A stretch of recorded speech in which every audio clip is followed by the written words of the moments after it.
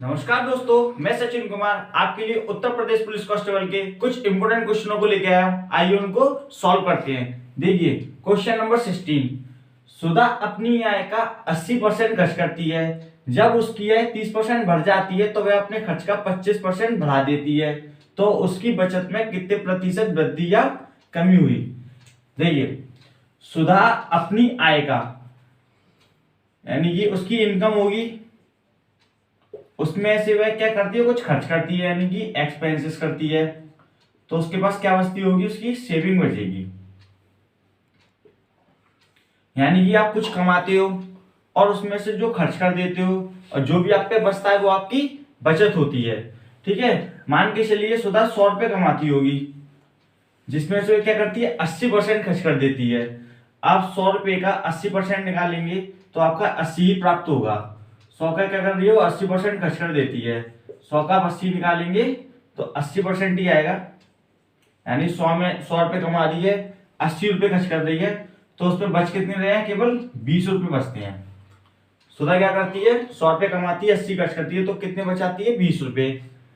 जब उसकी आय 30% बढ़ जाती है, आय का क्या हो रहा है 30% वृद्धि हो रही है। ठीक है, तो देखिए आय का 30% बढ़ रही है तो इसका सीधे 130/100 कर लीजिए परसेंट निकालने के लिए, या 30% निकाल के उसी में जोड़ दीजिए। ठीक है, देखिए 100 का क्या कर रही है 130% बढ़ा दीजिए, कितना आ जाएगा 130 रुपए। यानी कि पहले वो 100 रुपए कमाती थी, अब वे कितना कमा रही है 130 रुपए। इसी प्रकार से तो वह अपना खर्च 25% बढ़ा देती है। खर्च में क्या कर रहा है, वह कर रही है कि 25% बढ़ा रही है, यानी 125/100 लिख लीजिए इसका। ठीक है, 180 का 125/100 निकालेंगे आप, तो देखिए 25 पंजे 125 और 25 चौक 100, 4 से काट लीजिए, 4 दूनी 8 और 20 पंजे 100, यानी कि 20 पंजे कितना हो गया आपका 100। यानी कि पहले वो 100 रुपए कमाती थी, 80 रुपए खर्च करती थी, अब वे क्या कर रही है 130 रुपए कमा रही है और 100 रुपए खर्च कर रही है। ठीक है, तो वह बचत कितनी कर रही है 30 रुपए की। 130 में से 100 घटाएंगे तो कितना बचेगा आपका 30। तो वह पूछ रहा है तो उसकी बचत में कितने प्रतिशत वृद्धि या कमी हुई। तो देखिए यहां से पहले वे 20 रुपए बचाती थी, अब वह 30 रुपए बचाती है। तो देखिए कितने की वृद्धि हो रही है, 10 की तो वृद्धि हो रही है। पहले वो 20 बचाती थी, अब 30 बचा रही है, 10 की तो उसमें वृद्धि हो रही है। कहां से 20 से हो रही है, पहले 20 से हो रही है और परसेंट निकालने के लिए मल्टीप्लाई 100%। पूछ रहा है आपसे कितने प्रतिशत वृद्धि या कमी हुई। नहीं तो देखिए काट लीजिए इसे, 2 से काटेंगे तो कितना हो जाएगा 50%। यानी कि 50% की क्या हुई है वृद्धि, यानी कि इंक्रीज हो गई है। ये हो जाएगा आपका इस क्वेश्चन का आंसर। नेक्स्ट क्वेश्चन देखिए, अनु अपनी आय का 90% खर्च करती है। अगर उसका खर्च 25% बढ़ जाता है और बचत में 30% वृद्धि होती है तो उसके वेतन में कितने प्रतिशत वृद्धि हुई।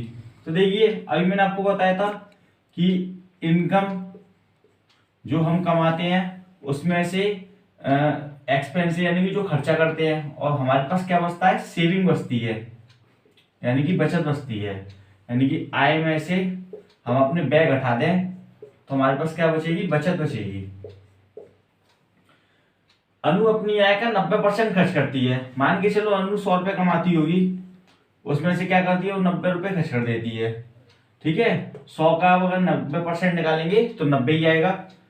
100 रुपए कमाती थी, 90% खर्च कर देती है, तो बचा कितनी रही थी वो, कितना बचा रही होगी 10 रुपए। ठीक है, अगर उसका खर्च 25% बढ़ जाता है खर्च में, ये इसका खर्च है, खर्च में क्या करा 25% बढ़ जाता है, तो मैंने आपको बताया कि जब भी वृद्धि की बात करें तो 25 की जगह 125/100 कर लीजिए। ठीक है, पहले वो 100 रुपए कमाता था, 125 कमा रहा है, यानी कि इसका मतलब ये है। ठीक है, तो इसका 125% निकाल लीजिए, कितना हो जाएगा देखिए 25 पंजे 125 और 25 चौक 100, 2 से काट लीजिए, 2 से ये काटोगे और ये 45, इन दोनों का मल्टीप्लाई कर लीजिए। 45 पंजे ये हो जाएगा आपका 25, 5 चौक 20, 21, 22, यानी कि 225/2, और 2 का इसमें आप डिवाइड देंगे तो कितना आ जाएगा आपका 2 एकम 2, 2 एकम 2 और दो दूनी 4, दो पंजे 10, यानी कि 112.5। ठीक है, अगर ये कैलकुलेशन समझ में नहीं है तो मैं साइड से दिखा दे रहा हूँ आपको बड़ा करके।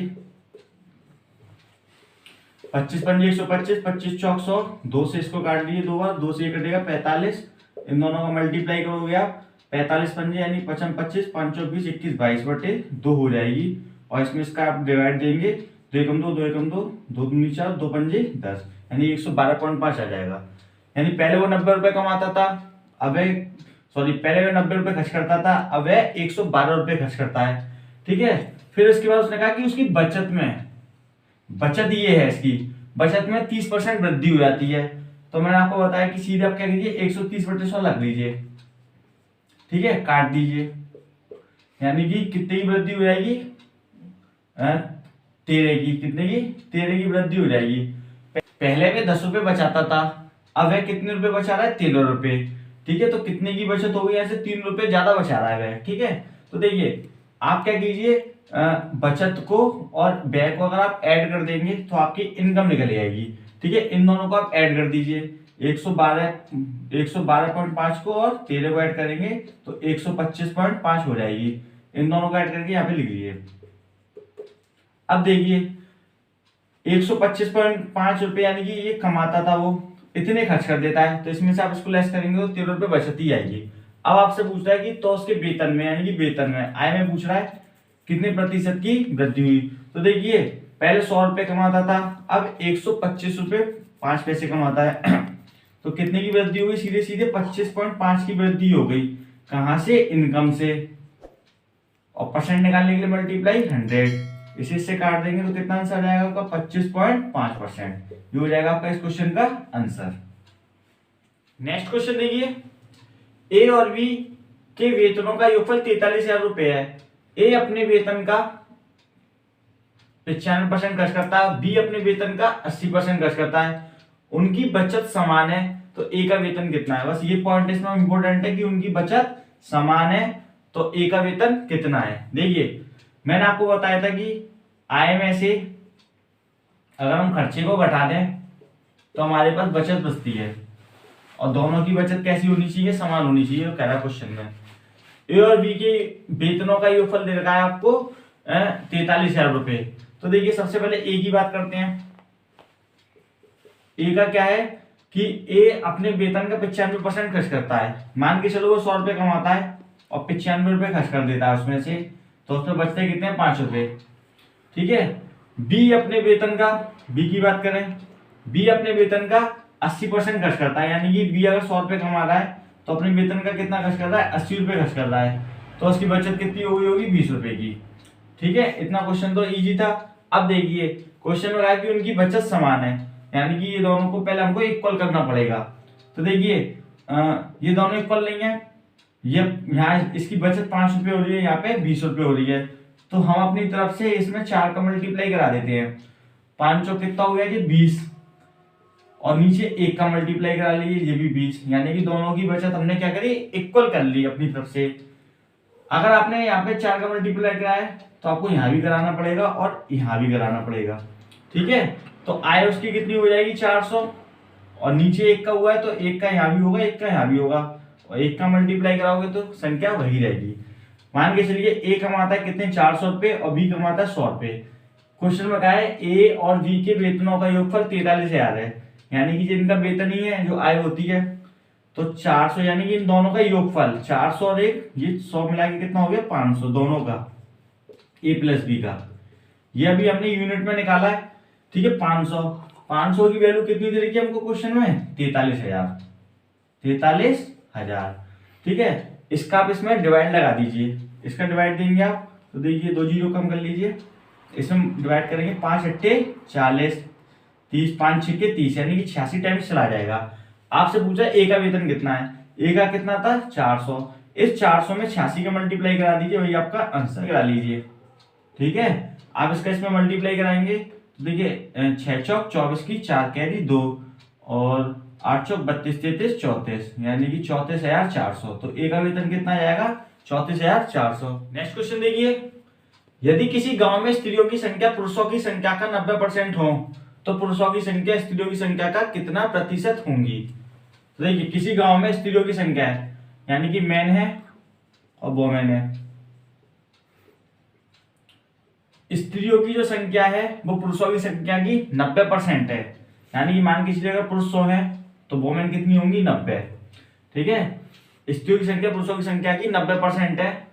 तो पुरुषों की संख्या किसकी, पुरुषों की, पुरुष कितने आपके 100, स्त्रियों की संख्या के, जिससे पूछता है कि के उसको नीचे रख देते हैं कितना प्रतिशत है, बस आपसे क्वेश्चन में इतना पूछा है। तो देखिए इससे इसको काट लीजिए, ये कितना हो गया 1000 बट्टे 9, 9 का इसमें आप डिवाइड देंगे, 9 एकम 9, 9 एकम 9 और 9 एकम 9.1, यानी कुछ ऐसे आ जाएगा 111.1%। नेक्स्ट क्वेश्चन देखिए, एक मेज के मूल्य में प्रत्येक वर्ष 20% ह्रास होता है, 2 वर्ष बाद मेज का मूल्य 32,000 रुपए होगा, तो मेज का वर्तमान मूल्य क्या है, यानी कि मूल्य घट घट के 32,000 रुपए हो गया है। तो देखिए 20% का फ्रैक्शन बनाइए, जो ह्रास हो रहा है आपका, यानी कि 1/5 होता है। 20% का फ्रैक्शन कितना होता है 1/5, 20% का मतलब होता है परसेंट का साइन हटाएंगे तो नीचे डिवाइड करेंगे 100 का, 20 पंजे 100, यानी कि 1/5। अब देखिए तो ह्रास हो रहा है, पहले इसका ह्रास निकाल लेते हैं। 5 का आप क्या निकालेंगे 20% निकालेंगे तो आपको प्राप्त कितना होगा 1। मान के चलिए पहले मेज आपकी 5 रुपए की थी, 20% उस पर कमी हो रही है प्रत्येक वर्ष, यानी कितने की कमी हो रही है आपकी 1 रुपया आपका कम होता जा रहा है, 20 में से 1 कम हो रहा है, यानी कितना बच रहा है आपका 4/5, यानी कि 1 वर्ष में। आपसे कितने वर्ष की कह रहा है वो 2 वर्ष की, तो आप स्क्वायर कर लीजिए। अगर आपसे 3 वर्ष की कहता तो आप क्यूब कर लेना। तो देखिए इसका स्क्वायर करेंगे आप तो ये हो जाएगा 16, और इसका करेंगे तो कितना हो जाएगा 25। तो देखिए ये आपकी प्रेजेंट वैल्यू हो गई, ठीक है, और ये घट घट के हो गई बाद में। तो सबसे पहले वो बोल रहा है कि आपसे कि आपका 2 वर्ष बाद मूल्य कितना हो जाएगा 32,000 रुपए, यानी कि यहाँ पे कितना हो गया आपका घट के 16,000 हो गया, यानी कि 16,000 की वैल्यू कितनी दे रखी है आपको 32,000। आप क्या कीजिए इसमें डिवाइड लगा दीजिए, 16 दूनी 32, 16 का इसमें डिवाइड लगाएंगे 16 दूनी 32, यानी 2 टाइम्स चला जाएगा।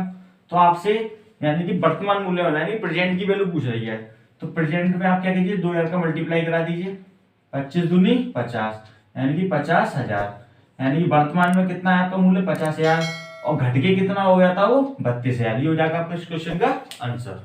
दोस्तों अगर आपको हमारी वीडियो पसंद आए तो इसको लाइक कीजिए, शेयर कीजिए, सब्सक्राइब कीजिए और बेल आइकन पर क्लिक करना बिल्कुल ना भूलिए, ताकि आपको हमारी न्यू वीडियो की